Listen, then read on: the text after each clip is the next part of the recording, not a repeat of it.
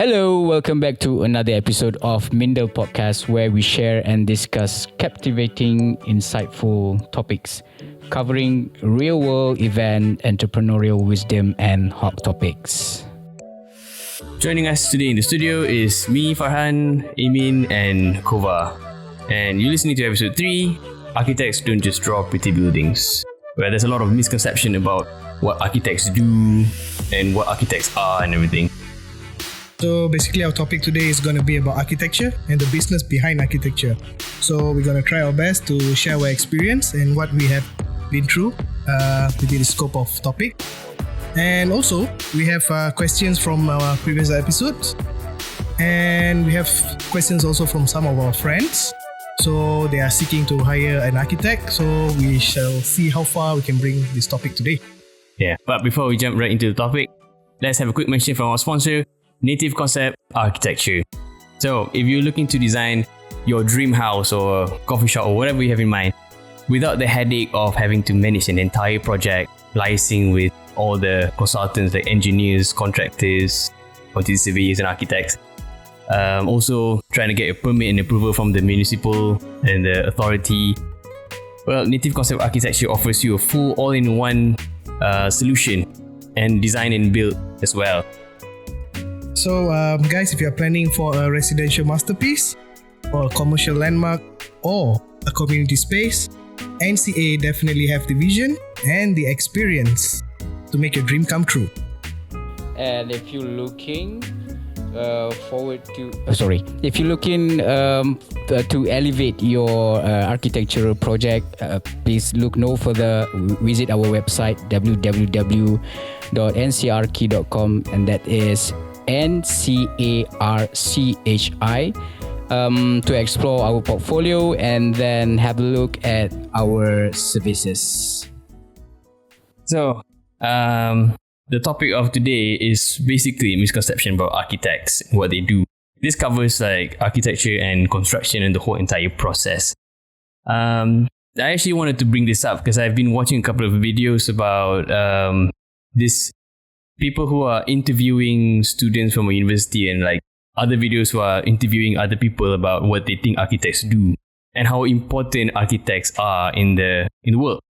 Do we really need architects?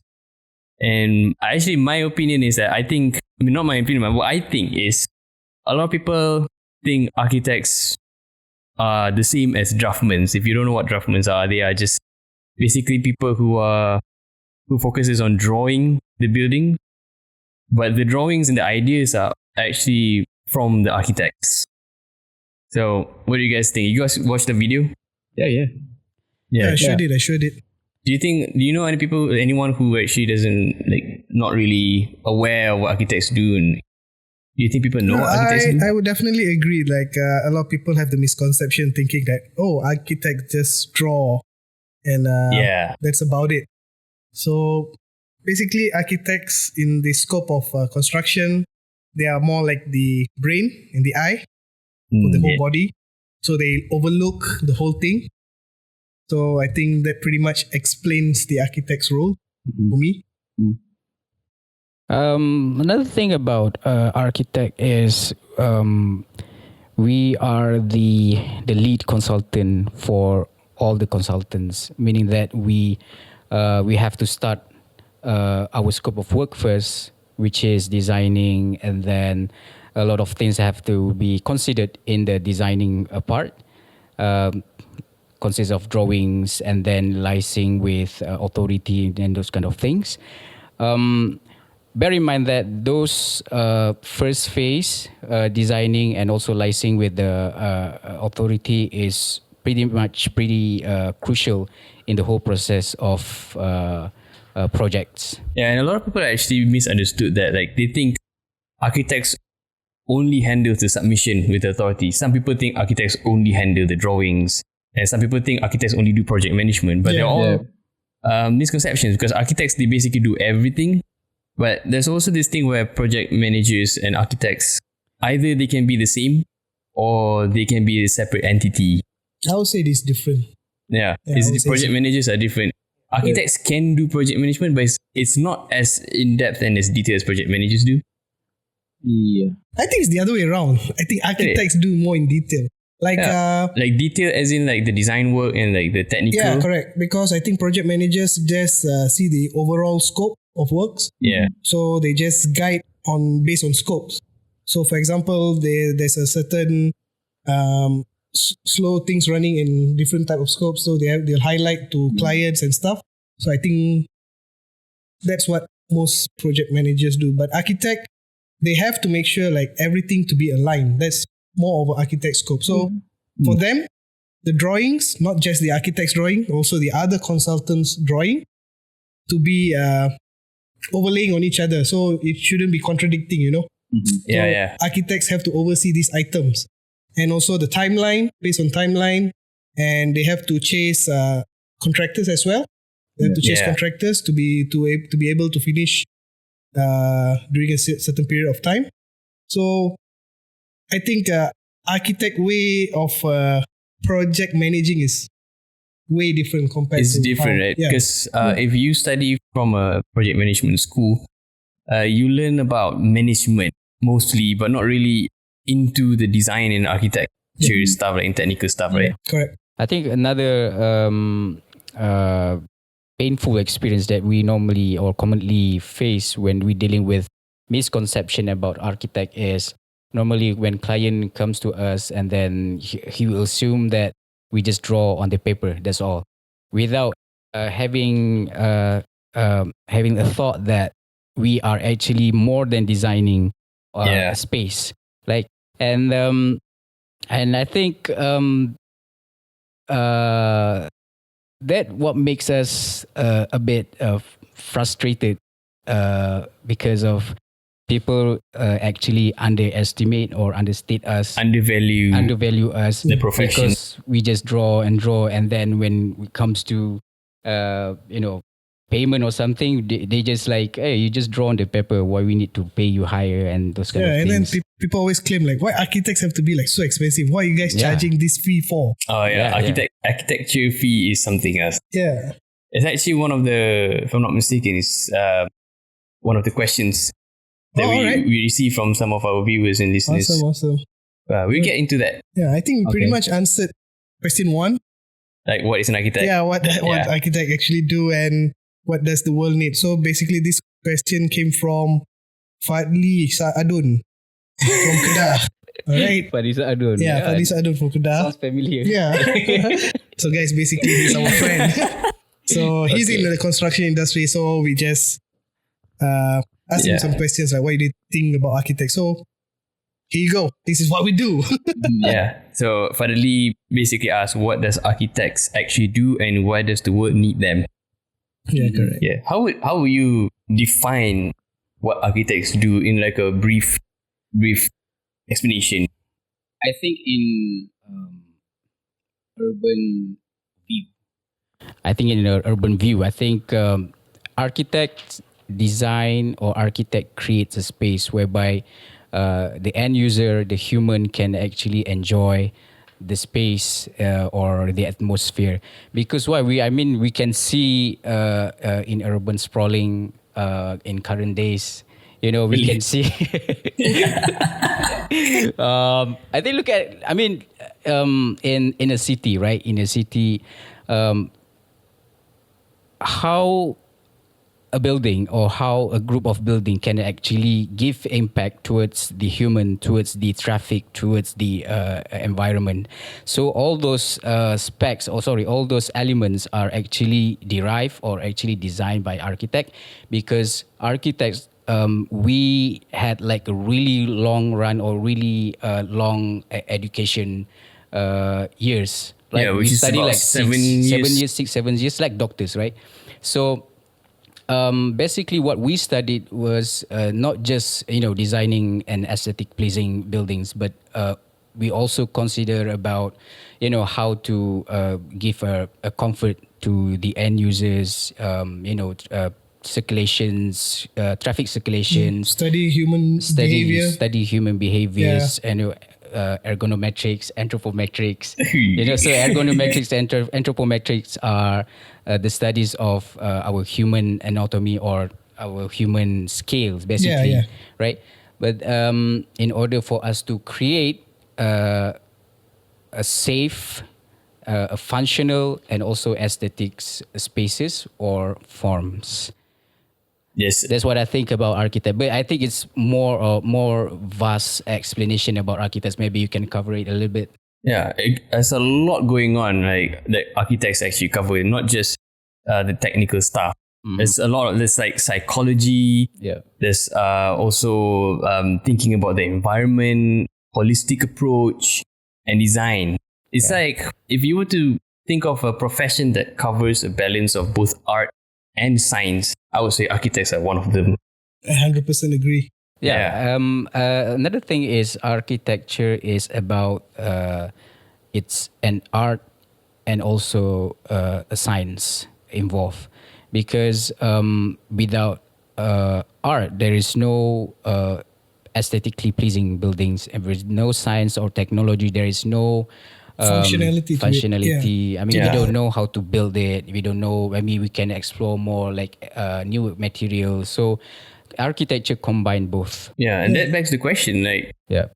do people think art is not important in architecture? Do you need to have aesthetically pleasing buildings? What happens if we don't have aesthetically pleasing buildings? There's many values to a certain building. For example, if you go for residential, as we can see in the market these days, there's a lot of blocks everywhere. That's a good example. Yeah. But people are still buying it. Why? Yeah. It's due to Yeah. the location.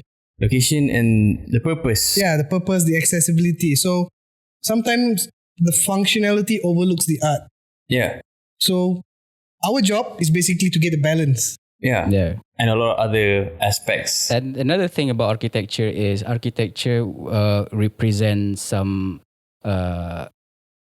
elements. For instance, like political buildings, political, Yes, yeah. and then it can be what do you call it? Economical as well. Economical represents the economical in terms of the context of the nations. That Like mampu if- milik. yang mampu milik or whatnot.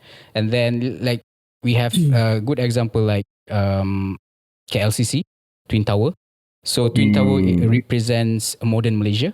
So somehow it's like a political It's like a statement. symbol. Yeah, a symbol, and then it can be like a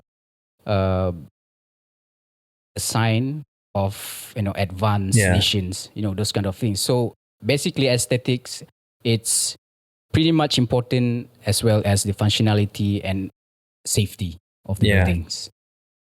And I think about the aesthetic wise is really, for me, I think it's very important, because imagining a space where there's no design at all, just building blocks, and how would that affect your mental well-being and how comfortable you are in a space? Because we often forget that designing spaces, designing buildings are designed for humans. It's not like because we are moving towards a very fast-paced world where we are focusing on work. Yeah, and everyone just tends to forget about the subconscious mind. Subconscious mind and just being human and being alive. Yeah. Yeah, we're not robots. Yeah, it's not about being in a house. It's like being in a home. Yeah, being a home. Hashtag deep. Hashtag being in a house. Yeah. Hey, see, like, Hashtag. hashtag being in a home, not in a house. Okay. So, for me, definitely art plays a massive role in architecture. I agree. Yeah. I agree. I think this brings to our second question. Yeah. Right, this question it's from Tan Li Ai from Ipoh Perak. Oh, So Perak. she asked, Oh, is it Miss Tan? yeah, Okay, cool. so Miss Tan is one of our contractor. yeah, How is she though? Okay. yeah, she's alright. She's alright. Yeah, She's alright, pretty good. eh? Yeah, she's pretty Okay. good. Yeah. Thanks for asking. Yeah, Yeah, okay. She's got a new kid, right? yeah. The third child. Yeah. Congrats, Miss Tan. Yeah. Miss Tan, congratulations from us, Mindle. Yep. If you're listening. All right. So what she asked is like, can AI take over architects' job? So, If so, how? I think it's funny because this question is from our contractor, Miss Tan. It's just I think why contractor asks us this kind of thing because maybe they don't want to deal with architect. Maybe they just sometimes architect can be like really It depends. painful. Yeah. I know Communication issues. That's a Pain in the bum. yeah, pain in the bum. So we normally have miscommunication with contractors. So that's why it's funny. The question is coming from Miss Tan, our contractor. But it's fine, Miss Tan. I know you want to learn something. Can AI take over the architects? Right? What do you think? I think for some reason, AI cannot take over architects' roles. One of the main reason is when it comes to architect scope of work, we also need to liaise with the authorities. Yeah. We need to have the signature to approve the professional communication. the professional part of the job scope. But there is some loophole in this. All right. Now AI basically can just design for architects or designers, in the glimpse of eyes, like really instant design. So, meaning that, on the other hand, architect can use AI to As an advantage. I mean, to help, but not to finish. not to the finish work, the just whole to get thing. ideas and Yeah, inspiration. To ease the job. To ease the job, Ease yeah. the job, right? It's like Save some time. It's like Revit, right? So Revit is the It's just another tool. the extension of SketchUp, and Or AutoCAD. CAD, but in one software, right? So basically, it helps us to cut some times, and then the work is much more efficient than the conventional method. Yeah. Yeah. But we definitely can't take whatever AI produce straight But we into don't, a project. we don't really know what future holds, right? I mean, we can be Yeah. like a Terminator or something. They can kill. I mean, also they can kill For us me, or something. For me, to simply answer that question is, no one can design a better building for humans Then human. by humans. Understand. Yeah. Understand. Because if a robot designed for human, like if the client is a robot, humans probably wouldn't do a better job than a robot and the AI. Yeah. That's why I'm interested into Maslow hierarchy. Your favorite. Yeah, my favorite triangle. What do you call it? The psychological needs of humans. So, Enlighten us a little bit about your favorite Maslow's hierarchy. I didn't expect this to say this in the podcast, but I briefly will tell you guys about Maslow hierarchy. So Maslow is the professor, I think during Einstein period. I think he's same age as Einstein or maybe slightly junior. So he came up with psychological needs of human. Mm-hmm. So they have like 5 or 4, I think 5. So basically, first 2 is the basic human needs, which is we need shelter, we need sleep, we need food, drinks, basic human needs. And then the next one is when you have everything, the basic needs, shelters, house or whatever, Mm-hmm. and then you go to the something like the self-development kind of thing. So basically, those 2, the first 2 is So it's more like the second one is like towards fashion, good looking good. more stuff. like something like that. But it's more like technology self-development. Like you have a stable job, you have a good job or those kind of things. You move upwards from survival. And then when you have like a stable job and then you achieve already that stage, and then you go to the last one is self-actualization, which is you want to go like you become wealthy, Mm-hmm. and then you just want to do whatever you want to do. The Alright. self-actualization is where you bring up the utmost Uppermost aura of a human. self-fulfillment. Yeah. So Maslow hierarchy is Aura of a human. the aura. Yeah, Wish yeah. Goku up. Yeah, it can be aura. It can be like a super saiyan. Yeah, Super Saiyan, right? So those kind of things that I normally use this when designing. So we use human characters or human needs into the design. So I think this helps me to create more like a human centric design. Nice. Yeah. Awesome. Something new. This is one method of design, or is it like you apply this into every project? It depends. No, I mean not everything I have to use Maslow hierarchy. When it comes to designing hospital, It depends on the project. It depends on the project. I mean, if you want to design club or whatsoever, you don't need the Maslow hierarchy. Depends on the scale. Depends on the project. What type of project? Yeah. Okay. Yeah. All right. So what about you? if I you- mean, like your approach when you designing. My approach design is still there are many ways, and for me, usually every time there's a new project, I kind of want to experiment and find a new design, like a base to use as a design. Like to challenge yourself.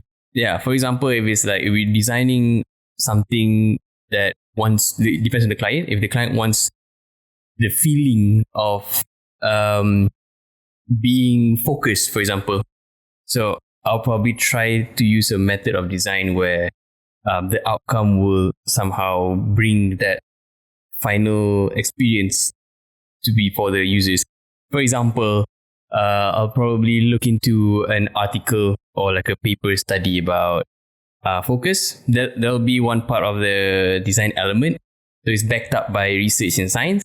And then I look into the artistic aspects in the design. For example, I'll probably look into geometrical art. For example, Islamic architecture uses geometrical patterns.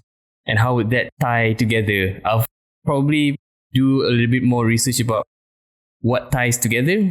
And then I'll come out with something that can be used as a guide Okay. for the design concept. I think like this brings us to like our third question. So this question is from Nigel Floydlow from Sabah. So Nigel, our mutual friend, guys. Nigel Yeah. is our mutual friend, so shout out to Nigel. Boleh bah kau. Boleh bah. Boleh bah kalau kau.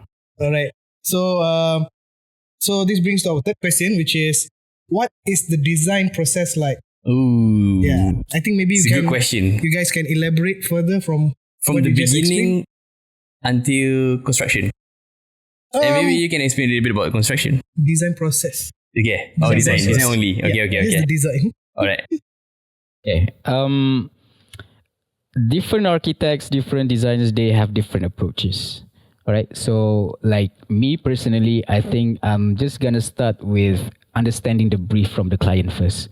So, we need to know that the budgets. We need to know what's the intention of the spaces, what their design intentions, and then gather every information that we can gather from the clients. So after that, when you have all the informations, and then me as a designer, I have to go look for inspirations. I mean, we can go to Pinterest, we can go to magazines, or we can go to somewhere that can relate with the Site visit. Yeah, the site visit and the client's intention.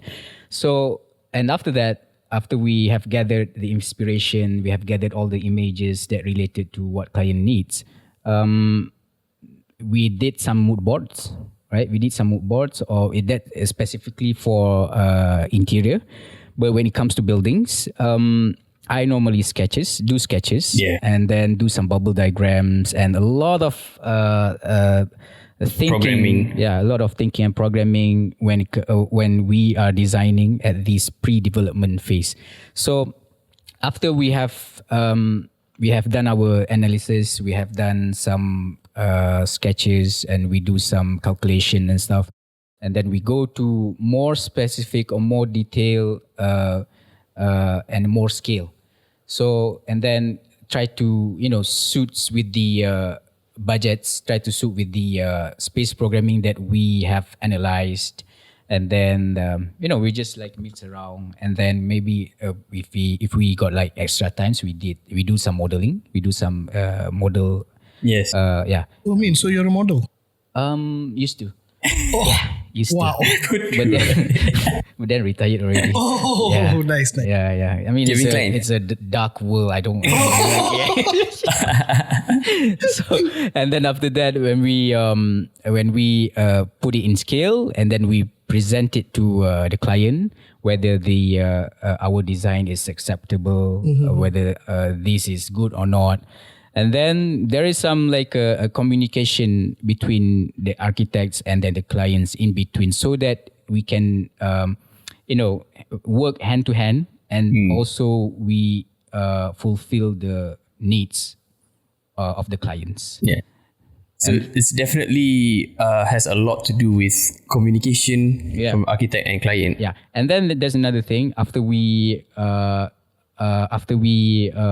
done the designing part, the sketches and blah blah blah blah, and then we have to go to the authority. So the authority, most of the cases, it takes up a lot of time. How do you explain that? So, Because I think like we basically can bring this particular part of answer to our fourth question. okay, All right. So fourth question is basically from one of our potential client. All right. So her name is Miss Suja. okay, Miss Suja. Potential client, guys. Potential client. So we have to answer this properly, right? Yeah. So the question is, what is the process like for architects to come up with the design and final product until construction and completion? So I think just earlier we described about the design phase. Yeah. So maybe after this we can proceed towards the design development, the submission, and so on. So because design is quite subjective, right?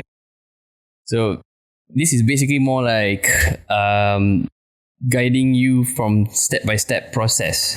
So basically what happens is the main goal for an architect is to successfully translate a client's vision into physical form.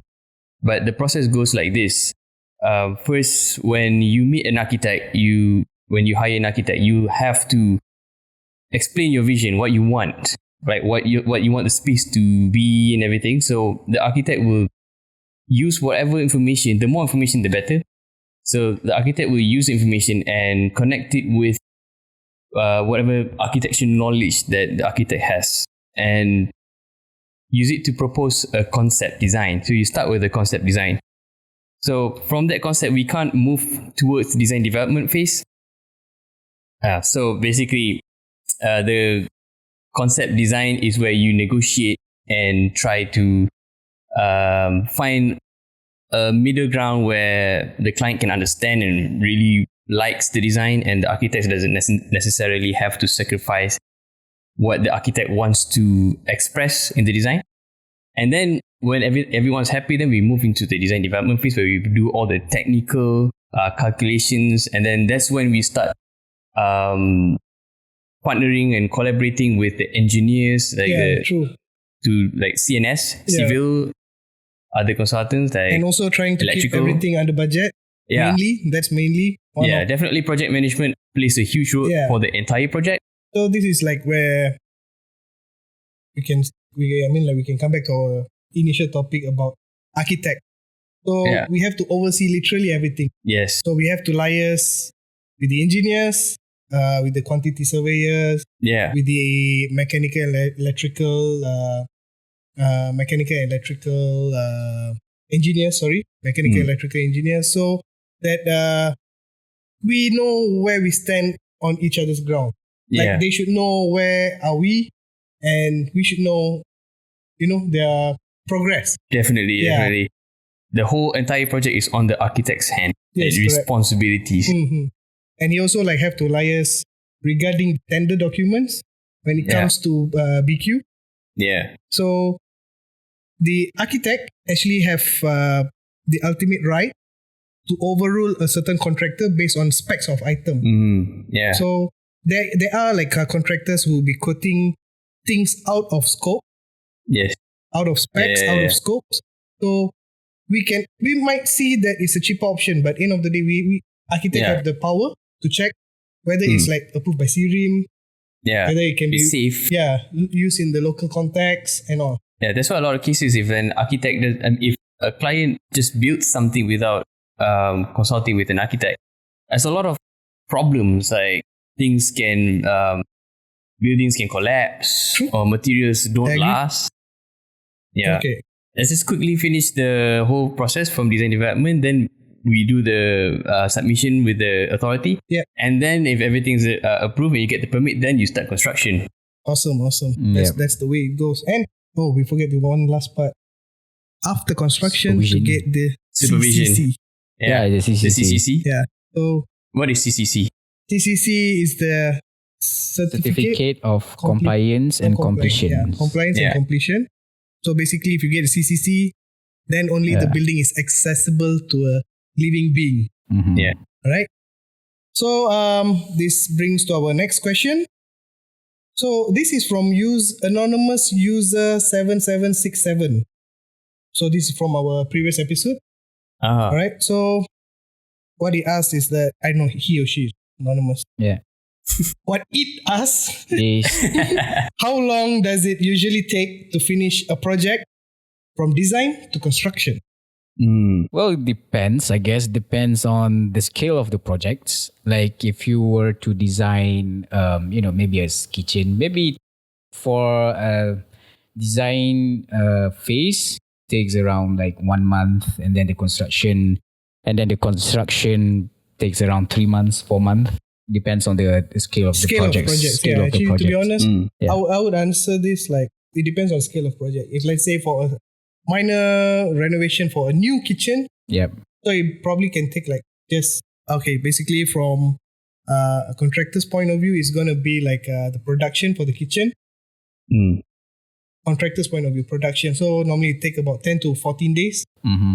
Yeah. Providing like a condo scale of you have about 150 to 200 square feet of kitchen area. Yeah. So it'll take about 10 to 14 days of production. Mm-hmm. Basically about 2 weeks. Yeah, about 2 weeks. And installation is going to take just 1 day. Yeah. And it also can be like a extension of time because of few things that we Unforeseen circumstances. Circumstances, like we had a project that didn't get approval for the sewerage, and then it takes time to do, and then we had like 5 EOT, extension of times, like becomes from 2 years it becomes 3 years, 4 years, 5 years. It can be like that too. It depends on the site condition, and like we said, it's unforeseen circumstances. Actually, I think we are facing one situation now, right? It's been over a year. Yeah. Oh, It's yes. still stuck in authority. Yeah, it's still stuck in authority. We have submitted Yeah, we're submitted. our drawings, And then- which didn't have any issues. Yep. Yeah. But different departments, different type of authorities are like Yeah. pushing the ball And here that's and there. when the time drags. Yeah. It comes from like because the project doesn't just fall into like one person's hand. Like it will be passed around to different bodies. Guys, it took us 1 year, man, and we still haven't got our approval. 1 year. Didn't get paid. Yeah, and we didn't get paid. That's the worst part. We'll we can't talk claim about, like, because we didn't get our payments. approval. We didn't get our approval, so we are not getting paid.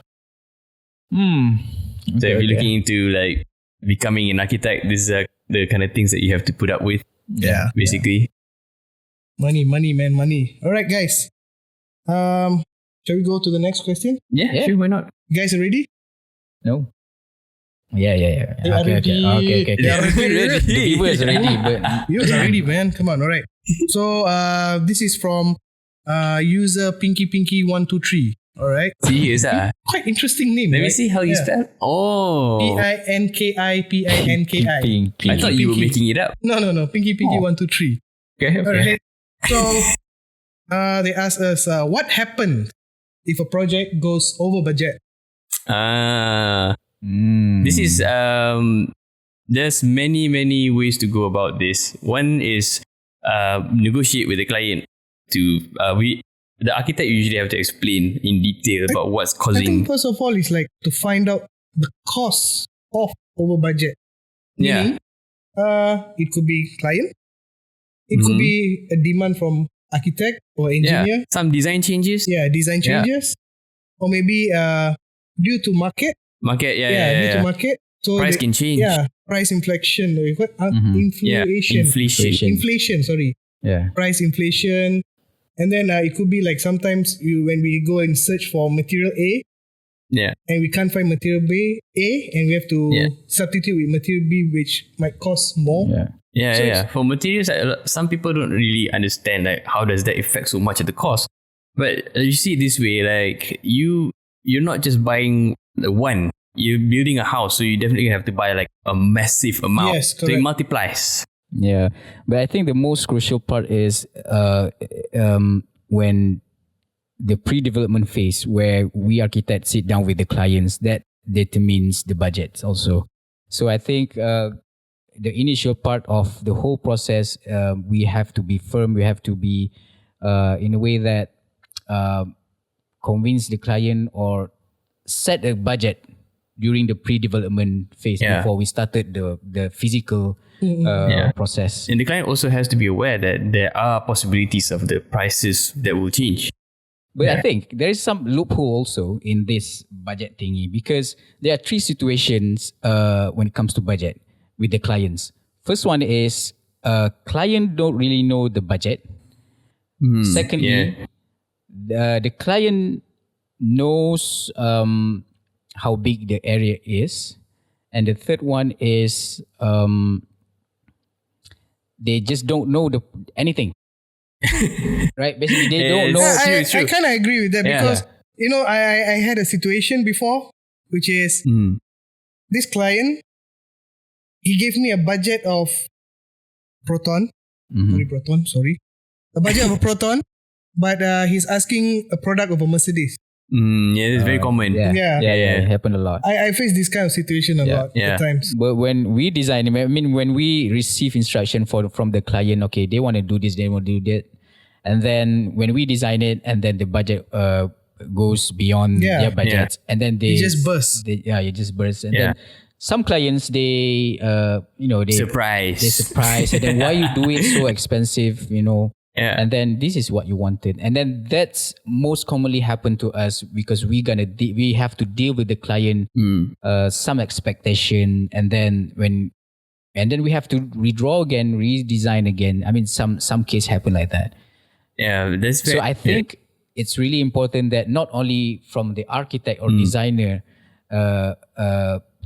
plays important role, but you also, the client, needs to have understanding what's going on, because you're building your house, your space, on your budget.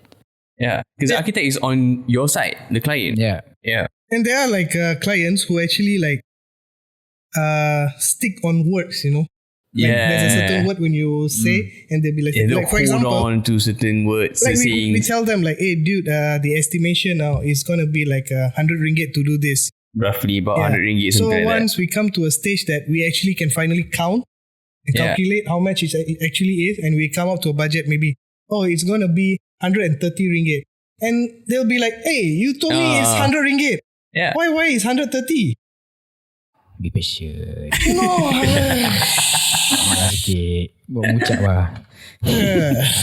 So coming back to bursting the budget, that's one thing for sure is communication with the client. Another thing is sometimes there's other solutions, such as we can propose for the client to either change a little bit of the design, or change materials, or probably do it by phase. Or get more money. Get more money. Get more money. You get more money. I'm just kidding. Okay. But another thing that some clients don't understand is that they feel like architects are against them, but it's actually the other way around. Architects are somewhat like a middle person. They are there to kind of help. They're consultants. We are helping the clients to get what they want. So the prices of the market for materials, everything has nothing to do with the architect. Architect is just advising the client, right? Yeah, that's part of our scope. Yeah, because we get that a lot from clients who are having a problem with us as architect. instead of like the market, actually the actual market and the inflation and everything. I agree. All right, I think this brings to our next question. Okay. Oh, wow. I didn't realize this question is from our big brother, Who? One Jeffrey. Ah, see? okay. Yeah, it's from Okay. our big brother, One Jeffrey. One Jeffrey. Yeah. So our brother asked that, what are some of the things to consider when hiring an architect? Interesting. Okay, Yeah. okay. To hire an architect, all right. I think the most important part is that the client must have their own vision first to start with it. All right, because Definitely. we architect, as I mentioned, we are the lead consultant. All right. It's useless if we have like a complete from consultant point of view. I mean, we have like a complete team already, but then the client doesn't really, cooperate. By helping us with a tight grant, land grant, Grant, yeah. land grant, and then technical part on the client side. So we basically we do work hand to hand, client and also architect. Basically, they need to have all the documents, Yeah, all the documents ownership of the completed. property and everything. Yeah. So it must be completed before you guys meet us, and then there's maybe some pictures of the site, blah blah blah, just help us a little bit. But on the consultant point of view, I think depends on the project also, because some land we don't need like soil investigator. Some project needs soil investigator, so it depends. So it's really subjective. It's really subjective on the consultant. Yeah. And I think also like the clients, they really need to make up their mind first. Yep. Just be 100% sure that you really want to do this. Because if not, you just be wasting everyone's time. Yeah, and also the budgets lah. Yeah. I think the budget is really important that we know first, because we design based or within the budget that you guys need.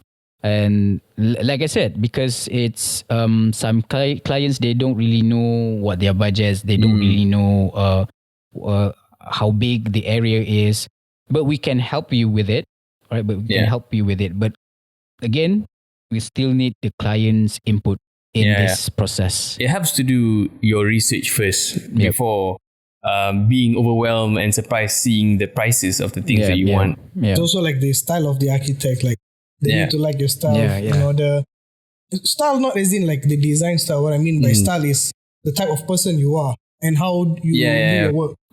You should be comfortable dealing with the architect. If you're not comfortable with the architect or the architect, it goes vice versa. Like, if exactly. architect's not comfortable with this kind of clients, it'll save you a lot of headache. Yeah, totally agree, man. Totally agree. All right. We'll go to our question number 8. Is it okay? You guys still have something to explain? Fire it up. All right. Okay. So question number 8 is from Mr. Ari Krishnan. Sounds familiar. Yeah, sounds very familiar. Sounds familiar. Very familiar. Yeah. I think I know this guy. Oh, you know this guy? I think I know this guy. Okay. Since birth. Since birth. Yeah. All right, Mr. Ari Krishnan. So what he asks is that, what do people need to know before starting a project like a house? It's quite similar from the previous question. Yeah, it's quite similar actually. Maybe we can briefly describe. I think when designing a house, it's really personal, right? It's really personal, and you need to have a personal reference in order for us designer architects to start our design. So meaning that again, you guys, client needs to help us, maybe help us with some pictures, some reference from the internet, and then from that we can proceed, we can design from it. I mean, we don't copy the house, we get inspired by the house. We know your intention is like that, and then we develop the design process and make it into your home instead of the picture in the that at reference, the picture reference. A lot of the case, right?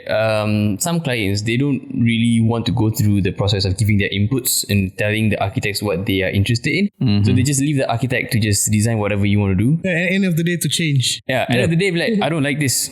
The problem is not the architect. The problem is communication. Yeah, the communication. Yeah. The reference images are all just to help communicate your brief, what you want. I think also another thing that is important before like kicking off, to have your SMP agreement, and also either to have your land grant of your land, the grant of your land, before kicking off the project, because we definitely, as architect, we need to check on all these items with the land council, Definitely. city council, regarding your land or your house, and also with your management. Like there are things that like there's certain condo that don't allow to do hacking and stuff. So different condos and stuff.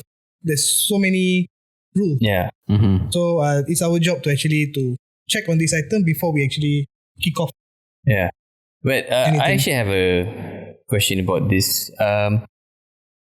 Is it really necessary for someone to hire an architect and have a property, to own a property first? Or is it possible for a client to hire an architect before having a property? Well, you just pay for the design then. You can just design. Right? Yeah, the pre-development. But you can't really build it. Yeah, it depends on the stage where the client wants us to finish. He can give us like, oh, okay, I might buy this land. I want to do something here. So, but you have to pay, as I said, architects, we provide services. So you have to pay for our services. Well, there are a lot of, we have like a specific case where the client didn't want to pay us because they don't want to continue our service. Yeah, that happens. They don't want to pay us because like, end of the day, they are not deciding to buy the land. It's not our problem if you're not buying the land. There is some case that happened to us. They have the house already. They have the house, but someone's still staying in the house. You remember that specific case? All right. So it's pain in the bum lah, basically. But because we did everything, we did the analysis. We went to the site 100 times, multiple and then times, we even like went up to the. Did we went up to the roof? Not yet. We just went to the second floor and then just check on the roof, those kind of things. They didn't want us to measure the building. Yeah, that's why we didn't. And then we did analysis, a proper analysis. We did like slides or maybe like a document, research, and then pretty much a presentation. Proposal. And then we also make the budget for her. Right. So, but they didn't want to pay us because they think that we are charging them excessively. But the story I heard, at the end of the day, this particular person went on to another person and she thought it was cheap. It was a draftman, right? Went to a draftman. Hire a draftman instead. So guys, basically draftmen are the people who just draw. They draft. can't manage and they don't do they can't handle the project. They don't really do a thorough analysis. They don't. They don't have architectural knowledge. And they just know how to draw. What I heard is that she's paying more than what we quoted. That's what I heard. Most of the time, like, there's this thing about and I don't know about other countries, but in Malaysia, draftmen usually some of them are doing freelance and they just kind of take the role of an architect, and the charge is the same fee as an architect. We're not understate, we're not underestimate draftmen. Draftmen are capable. Draftmen are capable. Definitely, they're capable they're people. Different. Yeah, but they're different job, different scope. In design, I think it all comes down to design. Guys, like, let's be honest, there's like a lot of such people, draftmen, who are actually like cutting the jobs, like they say like, why you want to go and find for architect, pay 10,000, pay to me 2,000 ringgit, and I'll get the submission done for you. So AI is not taking over architect's job, it's the draftman. Draftman is taking architect's job. But in a way, I've seen it so many times. Always end up in a trouble. In the end, the client will end up paying more. Because the draftman can only do one job. They're only like specified for a certain scope of job. Yeah. They can't see as an overall. So design is a different fee. 3D visualization is a different fee. I think one of the lesson in throughout our education years is professional practice.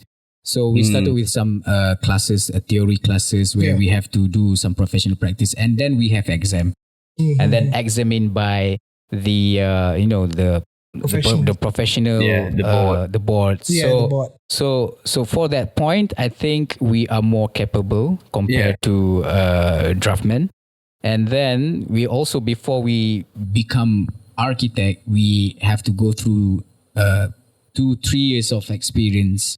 We have to take care of project. We have to get involved in the project so that the project will project management, micromanagement. Yeah. So all those sorts are basically embedded in architects. Yeah. Compared to draftmen. Draftmen is more like, behind the curtain. Like they just do drawings. Architects usually hire draftmen to draft the drawings designed by the architects.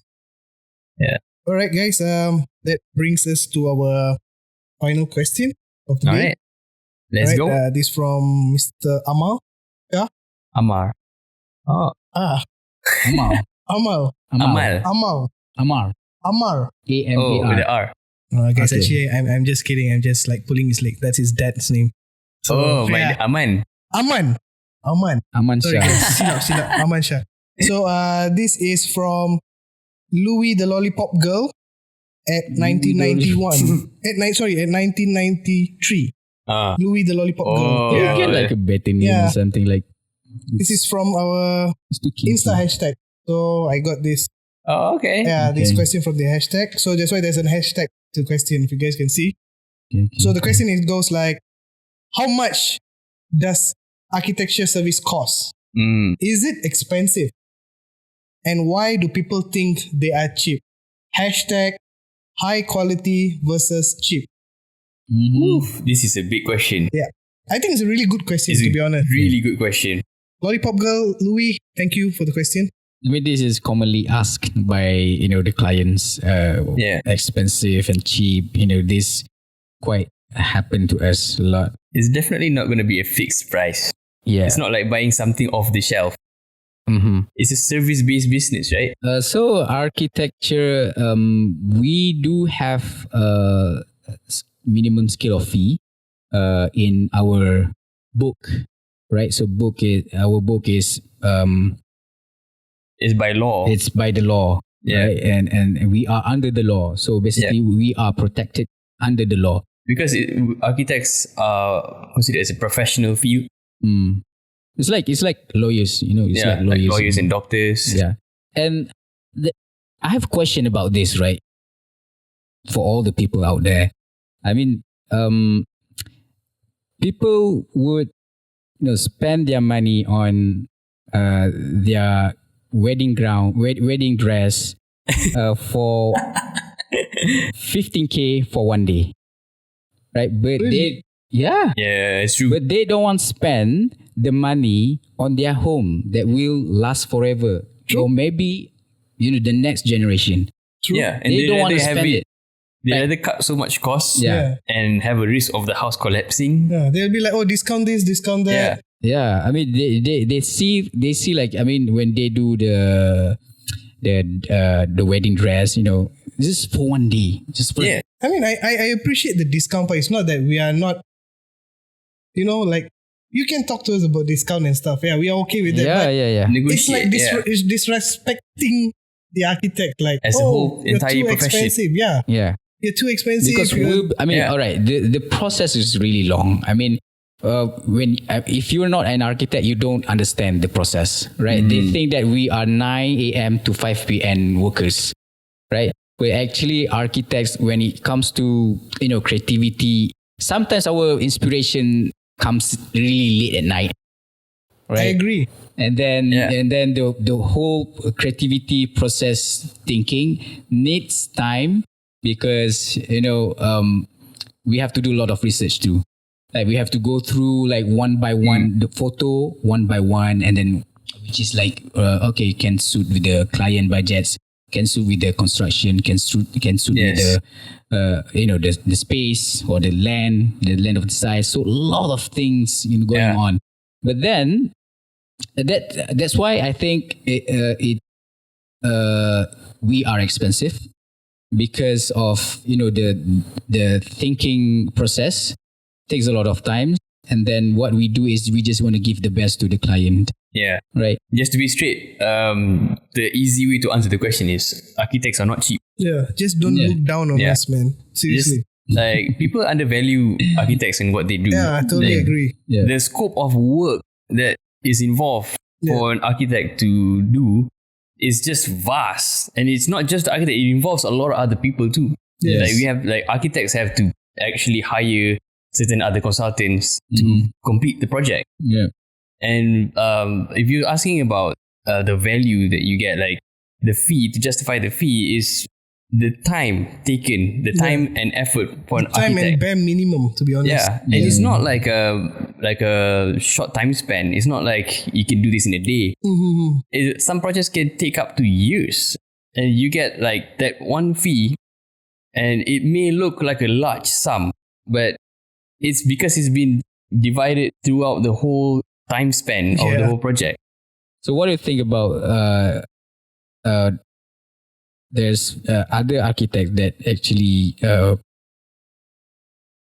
less fee than they provide less fee like than the main that's the problem, right? Yeah. Like, a lot of people want to compete for being cheaper. That's basically business, if you ask me. Yeah. But still, it comes down to our first question, like how we answered, like, comes down to the element of the architect. Is the client comfortable with the architect just because he's cheap? Yeah. It's a bit of a risk. Is a cheap architect efficient? Or is an expensive architect efficient? So it's very subjective. It's a leap of faith for some clients. Like, so basically, it depends on the architect performance. Yeah, definitely. yeah. What he can put on his table, And also to answer the question, like, how much does architects cost? What Amy just mentioned just now about the scale of minimum fees, to clarify that even further, is that usually the cost of the construction cost of the entire project is the amount that the architect will use to base the fee from by percentage. So like, it depends, and this is where business comes into play.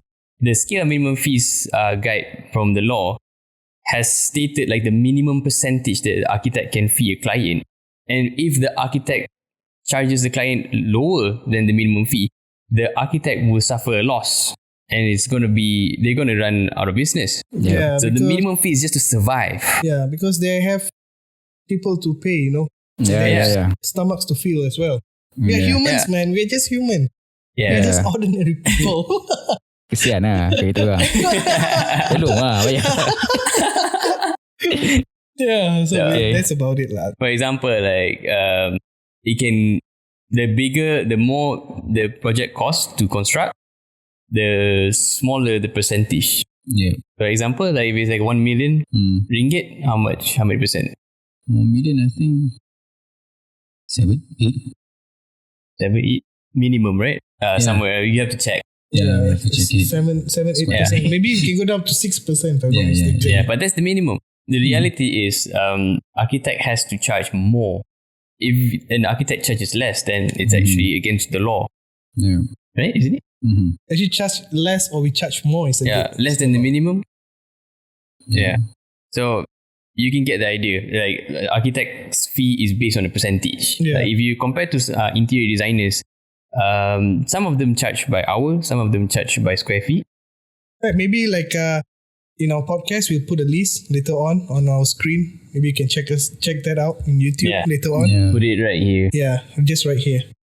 I think to summarize our last question, why you pay more on your fashion designer rather than you pay more on your architects? This one's personal. Conflict.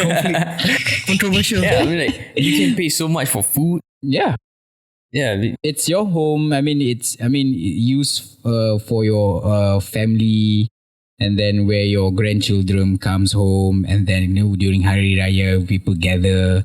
Yeah. It's a home. It's a home. It's actually really frustrating. Like to realize that a lot of people don't understand like architects, their value that they're getting, and the importance of the service. Yeah. That's like really frustrating. And it's really difficult. That's kind of the reason why we're doing this. Just take a topic moment today. of silence to our fallen architects.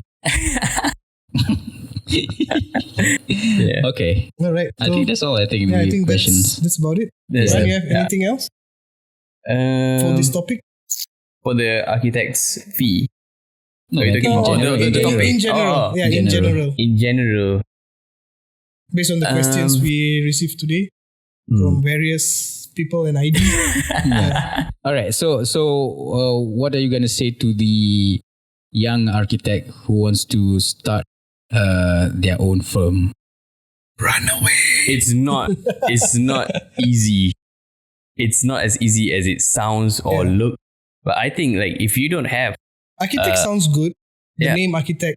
it's a very honorable profession, prestigious and honorable. But it's if you don't have the passion, and if you're not really driven enough, you don't have the reason and the why to want to go through the pain, entire journey, the sweat, the blood, tears. then you should probably widen your options. Look at other stuff. Yeah. Because it's been tough. But it's because we are quite passionate about the nature of the field. We have our struggles. We do have our I struggles. mean, we're still struggling. Yeah. Yeah, we're still struggling, hustling, bustling. But we love what we do. So we still like, it's three of us still today. And we kind of want to inspire as much as we can for younger generations, those who are looking into like taking up architecture. And like, because social media, I know social media is doing alright, but a lot of the times like influences from other people and what's architecture is leaning into, like a lot of people are forgetting the importance of art and architecture. And I'm afraid that most of the younger generations might have a different perception of what architects do. We kind of want to inspire like the beautiful things about architecture and like the fun side, like the sketching, the design, like soul searching, and making something from an idea, putting it into paper and actually visualizing it into a physical reality, making dreams come true, literally. Planting a seed and you see the tree grow. Yeah. And the fruit it gives. It's amazing. Like, it's not easy. Yeah. But one more thing, this is, I quote from my dad, architect Wan Jeffrey. Yeah.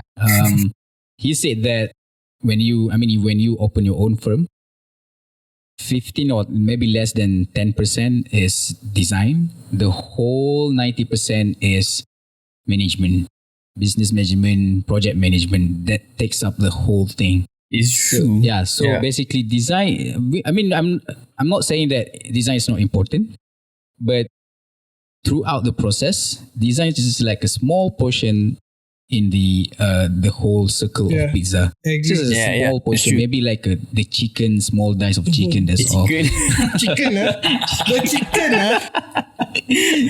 That's all. Yeah, but I think, for the younger generation of architects, I think our syllabus right now is, I think, currently more developed and more aligned with what the current situation in this world now.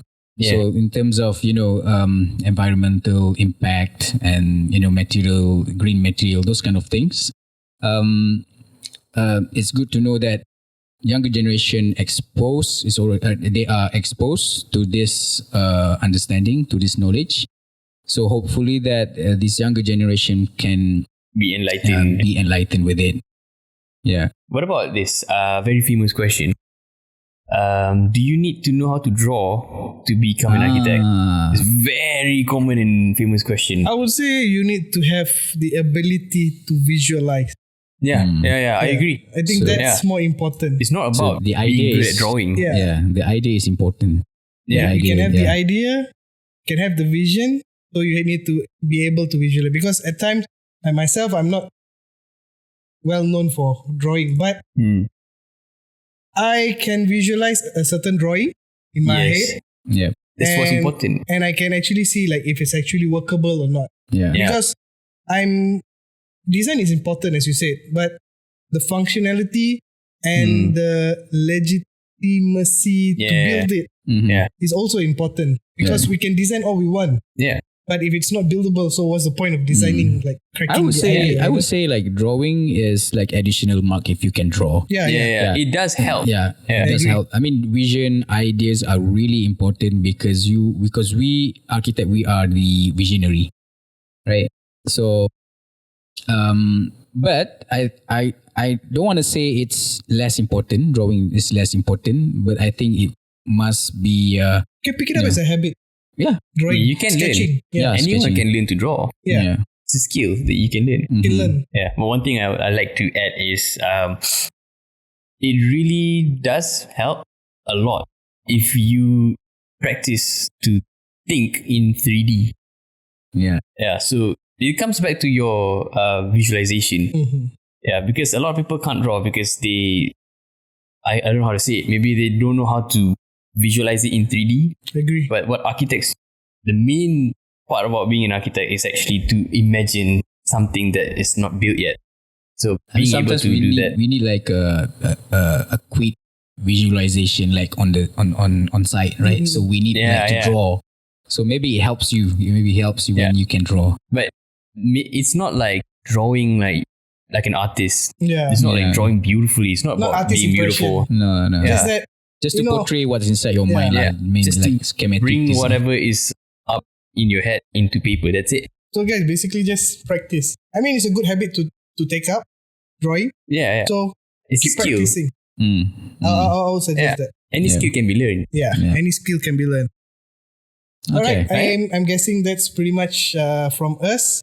That's a wrap. From episode 3. So stay tuned for episode 4. We have some really, really, really hot topic next. Really? Yeah. Really hot topic. Do you have one?